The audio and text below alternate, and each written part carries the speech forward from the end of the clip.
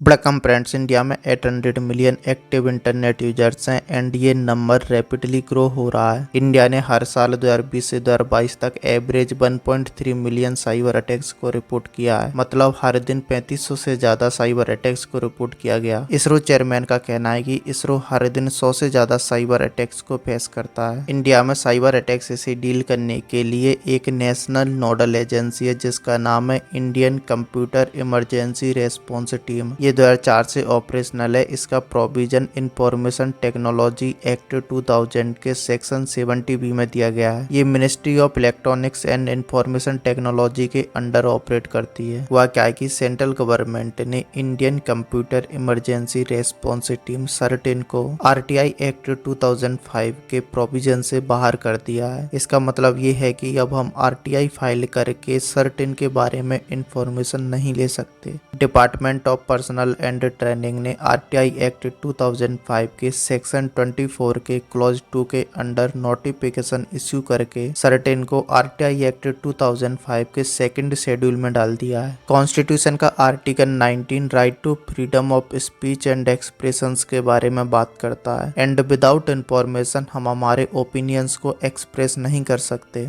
So government and government एजेंसियों से information लेकर अपने ओपिनियंस को सेव करने के लिए आरटीआई एक्ट लाया गया। मतलब आरटीआई एक्ट को कॉन्स्टिट्यूशन के आर्टिकल 19 से ड्राइव किया गया है। हम कह सकते हैं कि राइट टू इंफॉर्मेशन एक स्टैट्यूटरी राइट है, ना कि कॉन्स्टिट्यूशनल राइट। अगर ये कॉन्स्टिट्यूशनल राइट नहीं है तो फंडामेंटल राइट तो होगा ही नहीं। राइट टू इंफॉर्मेशन गवर्नेंस में ट्रांसपेरेंसी लाता है एंड ये गवर्नमेंट की अकाउंटेबिलिटी को प्रमोट करता है। आरटीआई एक्ट 2005 का सेक्शन 24 बोलता है कि ये एक्ट सर्टेन ऑर्गेनाइजेशंस पर लागू नहीं होगा। मतलब आरटीआई एक्ट का यूज करके हम इन ऑर्गेनाइजेशंस से इंफॉर्मेशन नहीं ले सकते। एंड ये ऑर्गेनाइजेशंस कौन सी हैं वो आरटीआई एक्ट के शेड्यूल 2 में मेंशन है। हालांकि corruption and human rights violation से रिलेटेड इंफॉर्मेशन को इस एक्ट के द्वारा लिया जा सकता है। And central government official gazette में नोटिफिकेशन के द्वारा किसी भी ऑर्गेनाइजेशन को सेकंड शेड्यूल में डाल सकती है, जैसे कि Indian computer emergency response team को डाला गया है। आरटीआई के सेकंड शेड्यूल में सर्टेन को इंक्लूड करके टोटल 27 ऑर्गेनाइजेशंस हैं। मतलब इन 27 ऑर्गेनाइजेशंस से आरटीआई एक्ट का यूज करके इंफॉर्मेशन नहीं ले सकते।